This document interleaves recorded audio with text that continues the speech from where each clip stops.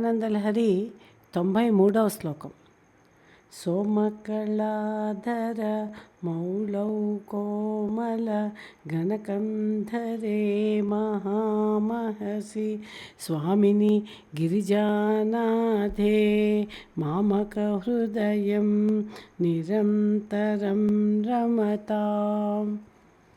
తాత్పర్యము: శిరస్సున చంద్రకళను ధరించినదయు మనోహరమైన మేఘము వంటి కంఠము గలదియు గురుస్వామి అయినదియు పార్వతీపతి రూపంతో ఉన్నదియు అయిన మహాతేజస్సునందు నిరంతరము నా హృదయం రమించుగాక, నిత్యానందమును పొందుగాక అని తాత్పర్యము.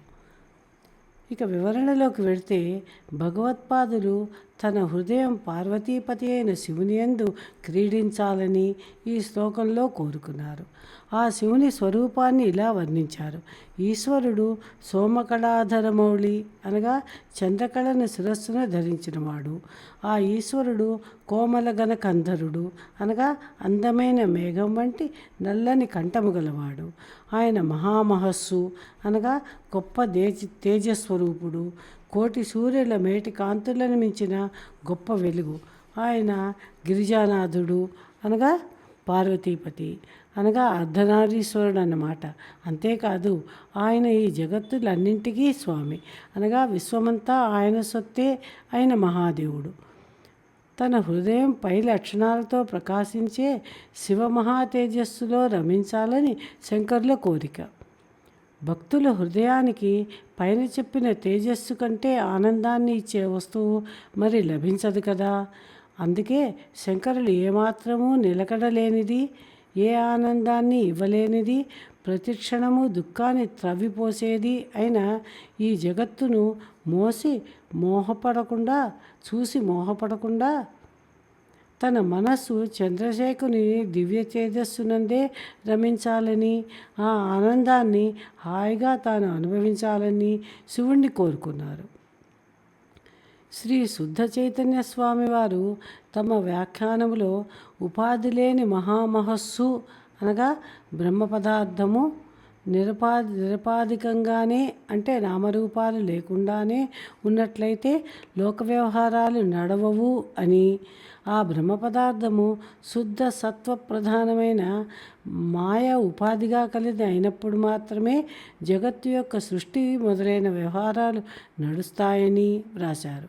ఆ బ్రహ్మ పదార్థము ఆకారము కలది అయినప్పుడే ధ్యానింపబడడం, స్తుతింపబడడం, పూజింపబడడం, అనుగ్రహించడం, కోరిన ఫలాలను ఇవ్వడం వంటి పనులు జరుగుతాయని వారు చెప్పారు. ఆత్మ ఉపాధి లేకుండా ఉంటే ఏ క్రియలు సిద్ధించవు. దూదిగానే ఉంటే కట్టుకోవడానికి కప్పుకోవడానికి పనికిరాదు.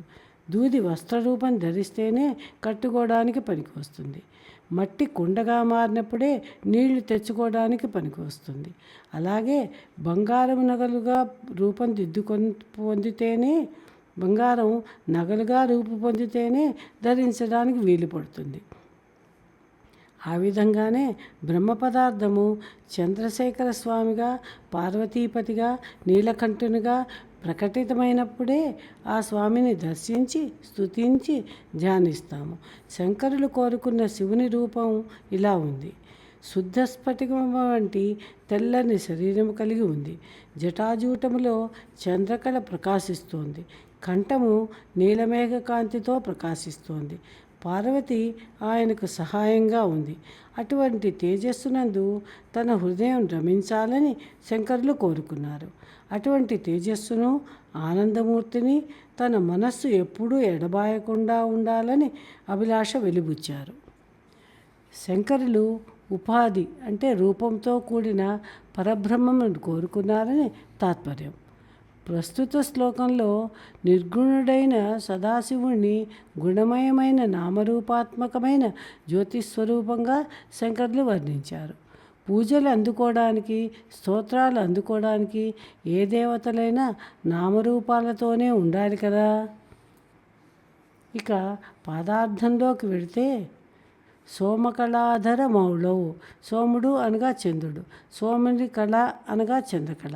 సోమకళాధర మౌళి అంటే చంద్రకళను జటాజూటంలో ధరించిన శివుడు. కోమల ఘన కంధరే. కోమల అనగా సుందరమైన, ఘన అనగా మేఘం వంటి, కంధరే అనగా కంఠము కలవాడైన శివుడు. మహామహసి. మహామహసి అనగా గొప్ప జ్యోతిస్వరూపమైన శివుడు. స్వామిని గిరిజానాథే. స్వామి అనగా ప్రభు, గిరిజానాథే అనగా పార్వతీపతి అనగా అమ్మతో కూడిన అయ్య. మామక హృదయం నిరంతరం రమతాం. మామక హృదయం అంటే నా మనస్సు అని అర్థం, అనగా శంకరుల మనస్సు. నిరంతరము అనగా ఎల్లప్పుడూ, రమతాం అనగా క్రీడించుగాక లేక విహరించుగాక అని అర్థం. అంటే చంద్రకళను శిరస్సున ధరించినవాడు, సుందరమైన మేఘము వంటి కంఠము గలవాడు, గొప్ప తేజస్సు గలవాడు, ప్రభువు, పార్వతీపతి అయిన శివుని స్వరూపమునందు తన హృదయం నిరంతరం విహరించాలని శంకరుల ప్రార్థన. ఎంత అద్భుతమైన కోరికయో కదా. 93వ శ్లోక విశ్లేషణం సమాప్తం. ఓం నమః శివాయ.